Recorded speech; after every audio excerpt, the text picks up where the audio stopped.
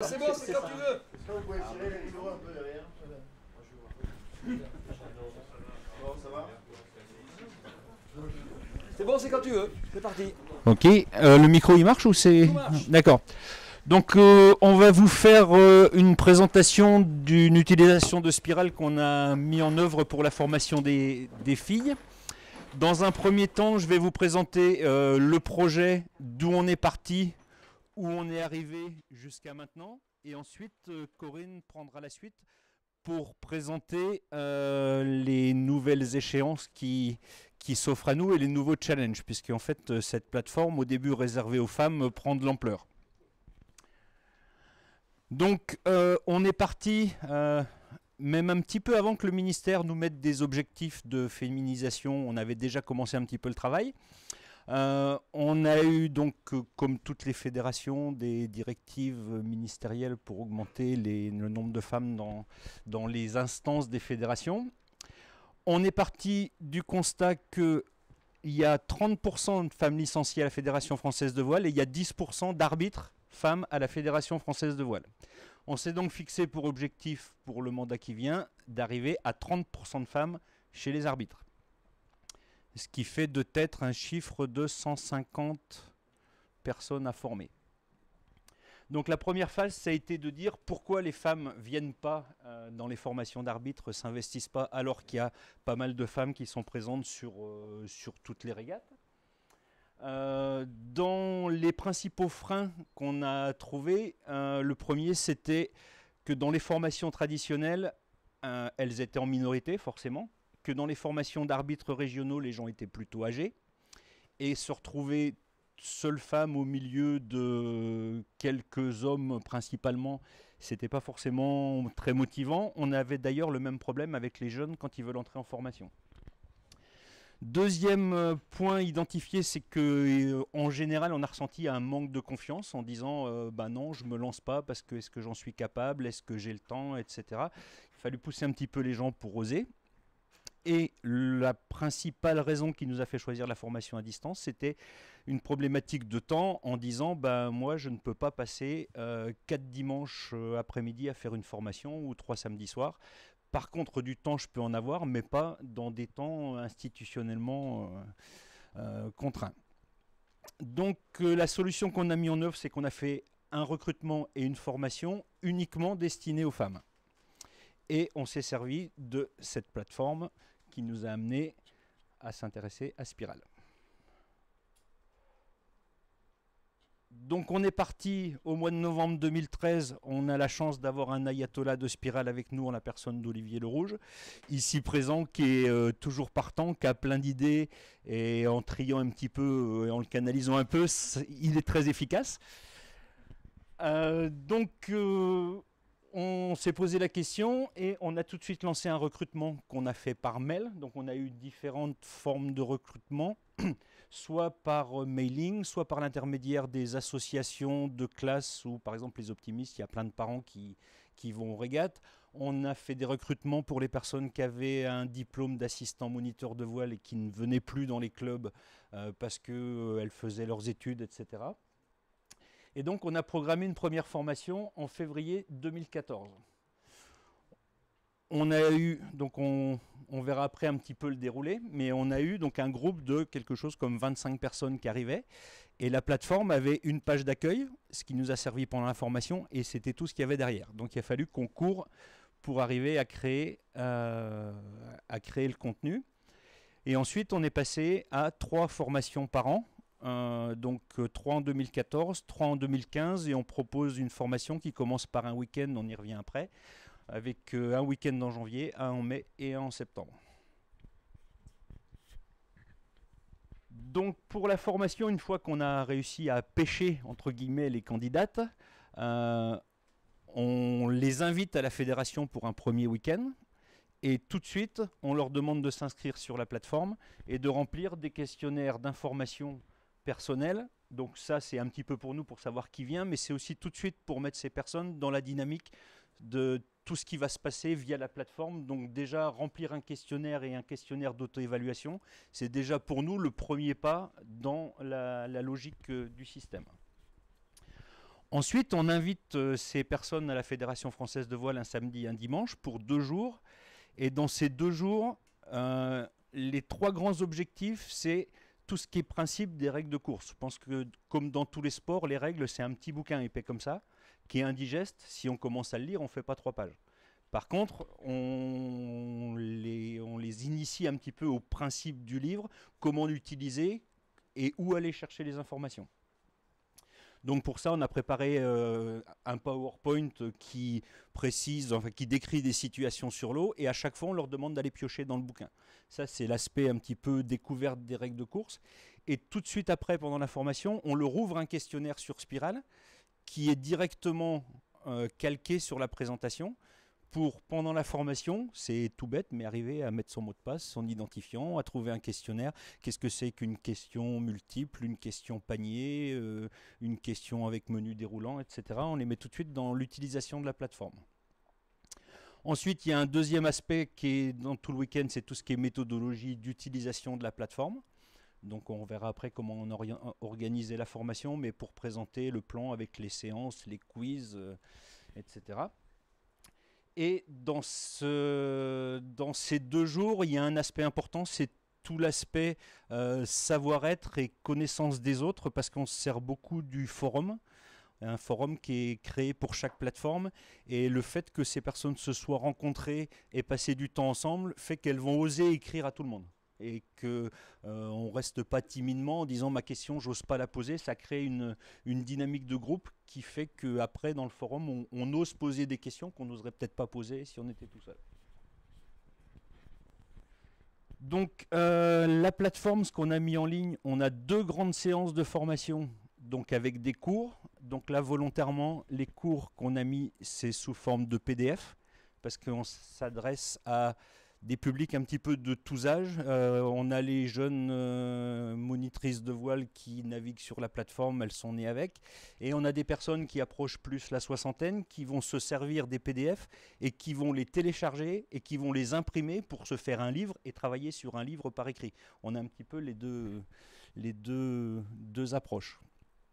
Ces documents, on s'est fait aider. Parce que, je répète, mais en fait, la plateforme était vide quand on a eu les premières. Donc, il y a quelques années, on avait fait une formation régionale, donc formation d'arbitre dans toutes les régions. Et ça se faisait selon le bon vouloir de chacun. Il y avait des formations super, il y en a qui étaient objectivement nulles. Donc, ce qu'on a fait, c'était au début des années 2000, on a envoyé à toutes les régions des PowerPoint en disant, voilà votre support de cours, vous servez de ces PowerPoint. Là, on a refait le chemin inverse. On est reparti des PowerPoint pour rédiger des cours. Et là, heureusement, on s'est fait aider avec pas mal de bénévoles qui ont fait un super boulot. Pour que ça marche, on a une personne qui travaille avec nous qui a fait un formulaire type de cours pour que les cours soient présentés tout le temps de la même façon, pour que quand c'est une règle recopiée du livre, ce soit de telle couleur, une recommandation, une autre couleur, etc. Et on a donc validé le contenu technique de tous ces cours et ensuite ils ont été mis en ligne, ça c'est des PDF. On a fait donc 30 questionnaires. Alors dans les séances, on alterne. Des fois, pour commencer la séance, première contrainte, c'est remplir le questionnaire. Qu'on ait 2 ou qu'on ait 20, ensuite on a le droit de télécharger le cours. Ensuite, on revient au questionnaire. Ensuite, cette formation d'arbitre régional, elle débouche sur une qualification qui est décrite dans le règlement des qualifications, diplômes et fonctions de la Fédération française de voile. Donc il y a un enjeu d'évaluation à la fin. Donc on a un test.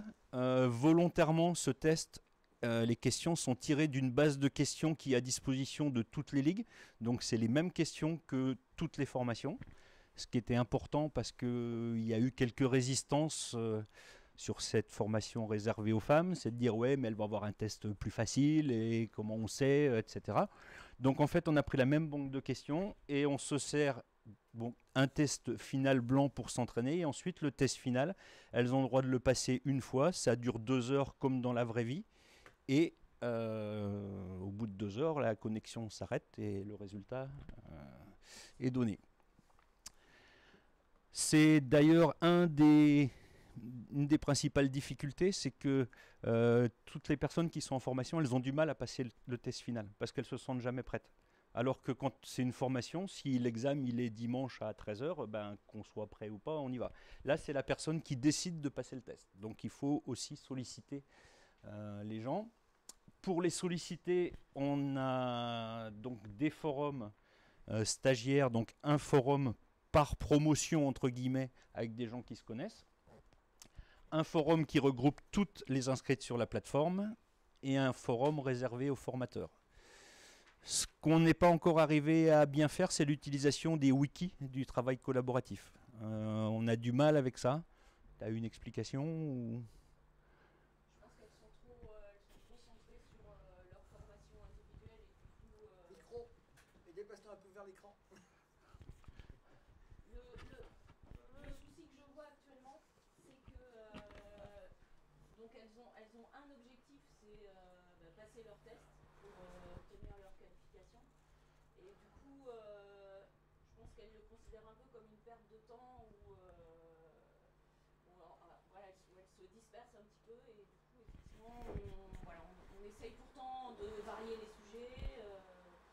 Comment ça fonctionne?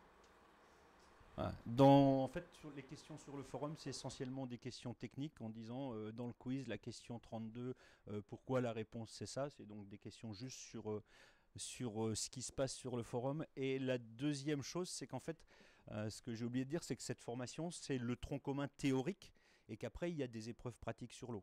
Et donc là, il fallait arriver aussi à ce que ces femmes qui aient les connaissances théoriques puissent s'impliquer dans les régates. Et donc les forums, ça sert aussi en espace de communication. On a dans chaque région des référentes qui mettent un message en disant samedi je vais une régate à tel endroit, est-ce que quelqu'un veut venir pour impliquer les gens sur le terrain.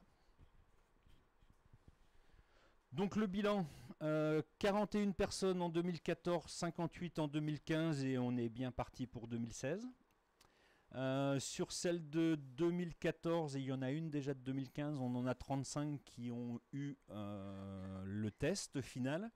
Les résultats sont en grande majorité au-dessus de 15 sur 20 pour toutes celles qui sont sur la plateforme. Ouais, ou même 16,8. C'est-à-dire qu'avec les mêmes questions, la formation régionale, c'est 4 demi-journées et un examen. Là, on va revenir après, autant que les gens passent sur la plateforme, c'est hallucinant.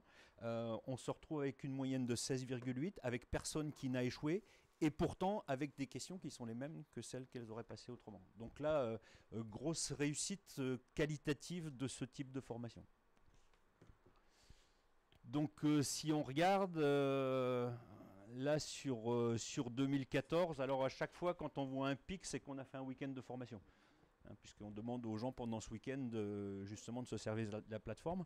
On arrive à un total de 29 700 heures dans l'année.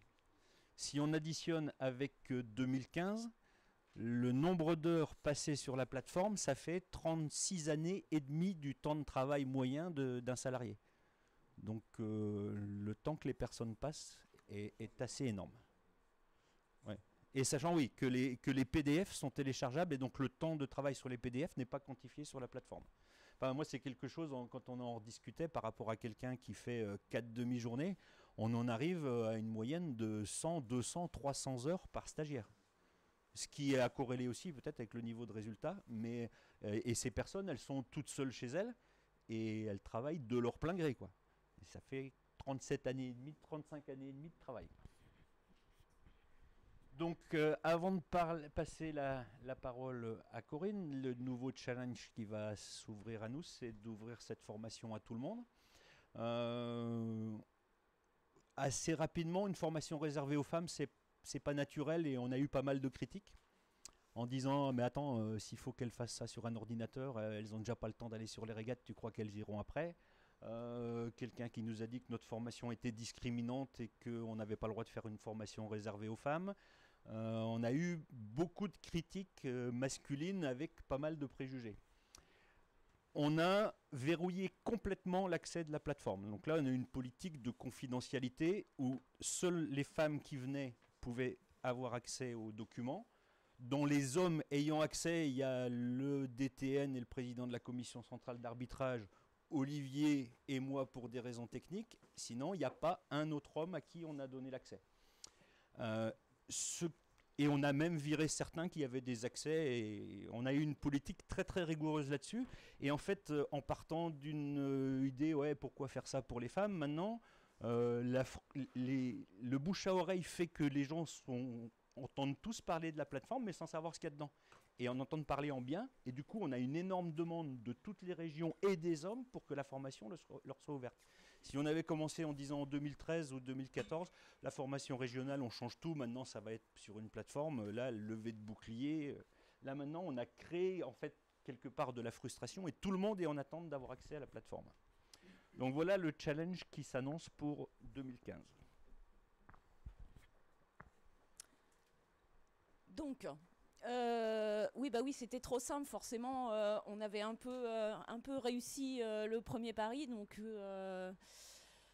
du coup, on s'en est mis un deuxième, hein, qui n'est pas le plus simple, puisque c'est ce que disait Olivier tout à l'heure, c'est-à-dire que ça soulève aussi un certain nombre de questions plus techniques, où là, clairement, on laisse Olivier gérer.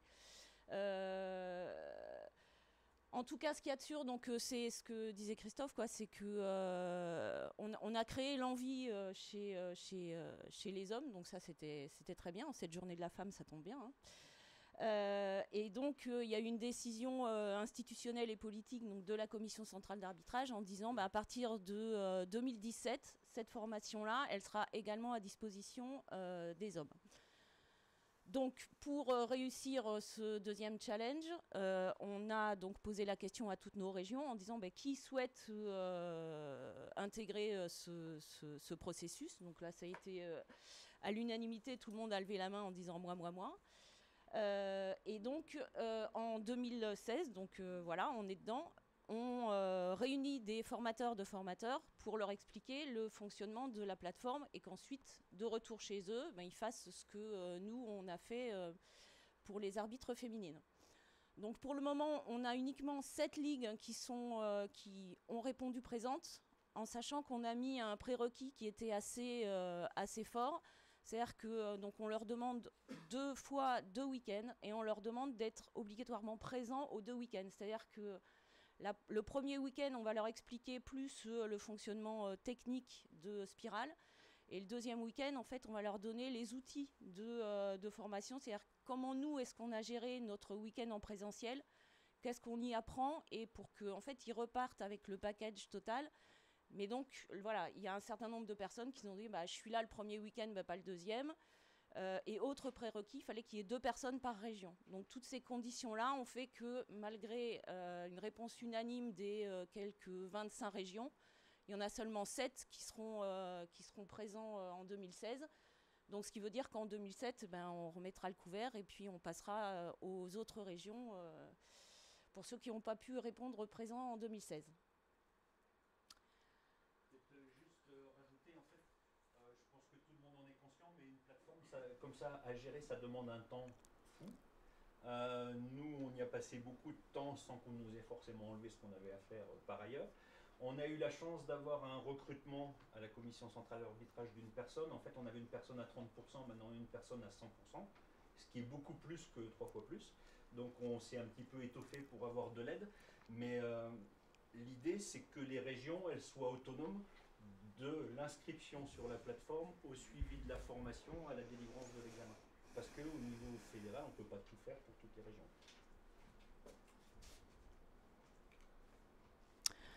Donc, on a un certain nombre de contraintes. Entre autres, donc, je ne sais pas, Christophe en a peut-être parlé au début, on a une formation qui est équivalente sur l'ensemble du territoire. Ce qui n'était pas le cas il y a une dizaine d'années, où chaque région gérait un peu ses arbitres comme bon lui semblait. Et un arbitre de Corse ne pouvait pas venir arbitrer en Île-de-France parce que, effectivement, le contenu de formation au départ n'était pas identique. Donc ça, on a fait table rase et on a dit à partir de maintenant, tout le monde sera formé pareil. Et un arbitre de Corse peut venir arbitrer en Aquitaine où il veut. L'Île-de-France peut toujours parler encore. Non, mais bon, ça c'est autre chose. Et du coup, ça, c'est très bien, mais donc ça a une contrainte, c'est-à-dire que ce contenu de formation, il est forcément unique et c'est la fédération qui le gère et qui doit régulièrement le remettre au goût du jour.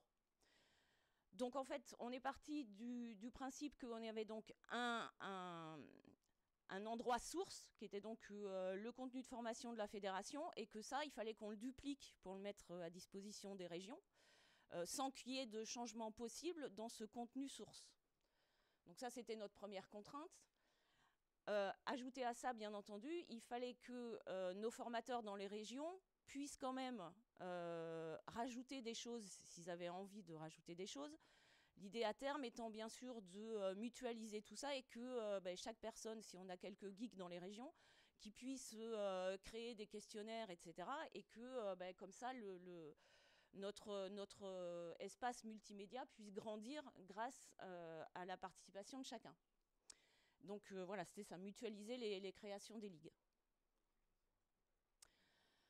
On a une contrainte, c'est-à-dire que tous les 4 ans, notre fédération internationale réactualise nos règles de course. Et donc notre contenu de formation, il est directement inspiré de ces règles de course. Donc ce qui veut dire que tous les 4 ans, il faut qu'on réactualise tout notre contenu de formation.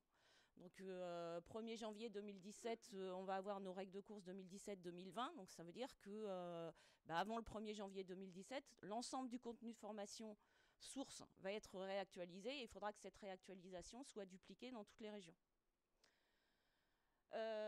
Donc ce que je vous disais tout à l'heure, c'est-à-dire que dans nos 2 week-ends de formation 2016, on va mettre à disposition des régions l'ensemble du programme et des documents et des activités et des ateliers qu'on fait faire aux filles pendant nos week-ends de formation pour qu'eux, ensuite, dans les régions, puissent faire la même chose.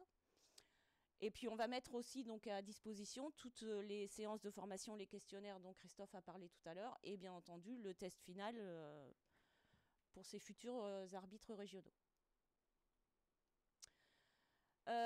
Autre problématique, chaque région doit être capable de gérer ses stagiaires et avec une confidentialité d'une région à une autre. C'est-à-dire que la région Aquitaine n'ira pas voir forcément ce qui se passe dans la région Île-de-France par rapport au suivi des stagiaires. Donc ça, apparemment, ça avait l'air d'être un petit peu à peaufiner au niveau de la plateforme actuelle. En fait, chaque région doit pouvoir suivre les progrès qui sont faits par les stagiaires sur les questionnaires. Et également, dans le questionnaire final, il faut savoir qu'on a des questions qui sont rédactionnelles. Et donc, le formateur reprend ces questions qui sont donc rédigées pour les noter de façon manuelle. C'est-à-dire que là, il n'y a rien d'automatique. Et donc, chaque test final doit être validé et noté avant d'annoncer la bonne nouvelle sur la plateforme. De la même façon, donc, on va avoir besoin, comme on l'a fait pour les filles, donc dans les régions, on va avoir besoin de mettre en place des forums, donc aussi bien au niveau des stagiaires, mais permettre aussi aux formateurs des différentes régions de pouvoir échanger entre eux, et ensuite entre tous les arbitres de toutes les ligues. Donc là, on est un peu dans la prospective, mais c'est vrai que il y a parfois des arbitres qui peuvent se poser des questions sur des règles de course, sur des situations qu'ils ont rencontrées. Et à l'heure actuelle, il n'y a pas d'espace un peu privatisé sur lesquels on pourrait échanger à ce sujet-là. Donc Spiral nous a paru une bonne opportunité justement pour répondre à ce besoin. Donc au jour d'aujourd'hui, où en sommes-nous? On a donc créé les profils utilisateurs. Donc là, merci Olivier aussi. Donc on a fait 3 profils avec le profil des formateurs, les stagiaires et les arbitres déjà qualifiés qui viennent donc pour proposer des arbitrages pour nos futurs régionaux. L'idée donc va être que chaque commission régionale d'arbitrage va gérer son espace. Et donc chaque formateur va disposer des droits d'administrateur à l'intérieur de son espace régional. Donc voilà, exemple, la Bretagne va donc gérer en tant qu'administrateur son espace régional Bretagne. C'est ça, au sein d'un module commun. Donc ensuite, on a dupliqué à l'intérieur des 7 espaces régionaux qu'on a ouverts donc pour 2016. À chaque fois, on a dupliqué à l'identique, donc avec un espace formateur, où donc là, les formateurs auront un lien pour suivre la progression des stagiaires. Un espace, donc séance de formation, où là, les stagiaires font les cours, les questionnaires, etc. Et où chaque stagiaire peut suivre ces questionnaires, c'est-à-dire qu'une fois qu'un questionnaire est rempli, si le stagiaire veut retourner pour voir, oui, la dernière fois, qu'est-ce que j'ai eu comme résultat, etc., on avait créé à l'époque pour les filles, une page où chaque stagiaire suit tous les questionnaires qui ont été validés. C'est bon. Donc l'espace forum, qui est mine de rien super important sur la formation à distance.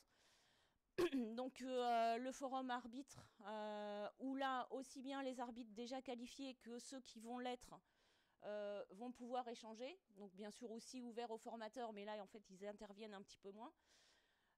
Donc voilà, les échanges sur les règles de course, comme je vous disais tout à l'heure, les situations qui ont été rencontrées sur les terrains, et puis un arbitre qui va proposer une place pour qu'un futur arbitre puisse faire ses évaluations pratiques sur les compétitions. Et ensuite, le forum formation, donc lui qui est accessible uniquement aux stagiaires et aux formateurs, où donc là, c'est des échanges essentiellement sur voilà, la question 5, je ne comprends pas la question, et où donc là, le formateur répond en direct aux stagiaires. Voilà. Donc si vous avez des questions, oui.